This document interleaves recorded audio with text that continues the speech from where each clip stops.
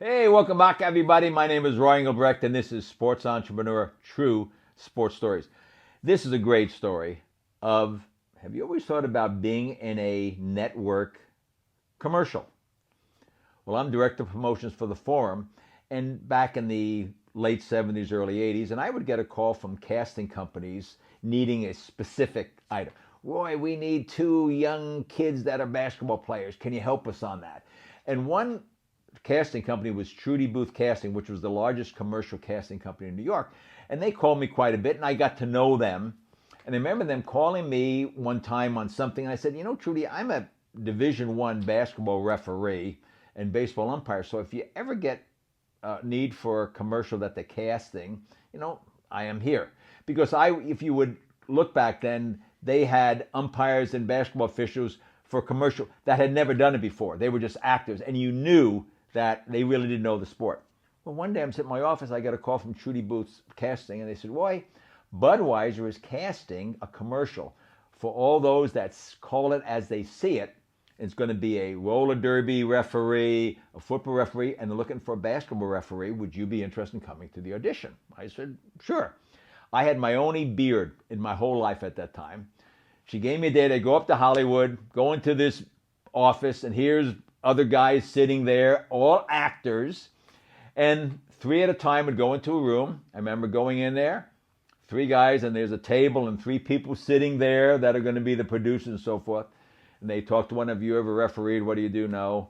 Come to me. Have you ever refereed? Yes, I'm a Division I basketball referee and so forth. I remember them saying, if you get it, would you shave your beard? And I said, absolutely. Well, I don't remember. 2-3 weeks later, I had a call from Trudy Booth. Roy, you got the part. Now you can Taft-Hartley you into SAG, or you can take a buyout, which means that they'll just give you $1,000 and for whatever. Because sometimes if a commercial comes on the air and it really doesn't rate very well, they don't run a lot. But somebody told me at the time they asked, they said, no, Roy, you want to Taft-Hartley and get residuals on this. So I signed that. And they decided to shoot the commercial at the Forum on a dark day. So I just got my outfit, walked to my office, went to the locker room, changed, and they shot it there. Anyway, shoot it. I get my $290 for that day. I got into SAG. What year is this? This is 1979. Wow. Or 2000. $279 in 1979. Yeah, there's a lot on that. Yeah. So months go by. I'm working. I got the building there. I'm not thinking anything. All of a sudden, on a Saturday, I get a call from a guy named George Korn, who I went to school with at John Brown University in Siloam Springs, Arkansas. I haven't talked to him in 20 years. He said, Roy, George Korn, said, are you in a Budweiser commercial? I just was watching the CBS Evening News, and they had this commercial.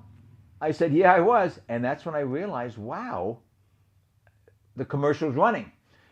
Let me also say we won the NBA championship. Magic was a rookie. I got a ring. Matter of fact, it was 2001 when we shot the commercial. After we got a ring, and there were 7 of us that got in management that got rings along with the players, I left. After the second year, there was nothing more. I wanted to start my own company, which we'll talk about in another episode of True Sports Stories. So I was on my own, and it's running, and you get residuals from this. No more than 3 days later, I get a call from somebody else. Roy, are you in a Budweiser commercial? And then we're watching the World Series a week later, and that spot runs. All of a sudden, I get an envelope in the mail from Talent and Residuals from Chicago, Illinois.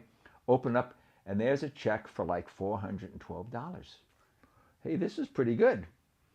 Well, all of a sudden, it's running again and running again. 2 days later, I get another envelope from Talent Residuals. Here's a check for $680, something like that.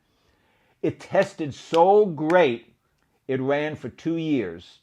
I don't drink, nor do I drink Budweiser.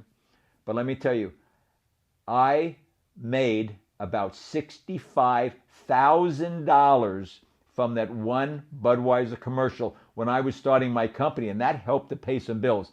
I felt so loyal to Budweiser that I bought a 6-pack of Budweiser and put it on our fireplace mantle just because I feel I need to spend some money with Budweiser. $65,000. There were some days that I would get 3 envelopes from Talent Residuals because you got paid if it ran national, you got paid if it ran regional, if it ran cable. $65,000 from one commercial. That is a true sports story. You know, this also goes into, just to put a little clip on this, this also goes into something you've talked about having entrepreneurial eyes, because when you were talking to that casting director, a lot of people, I think, might not mention, hey, I was a ref, and you could have the real ref. Absolutely. You saw that opportunity, yeah. Mention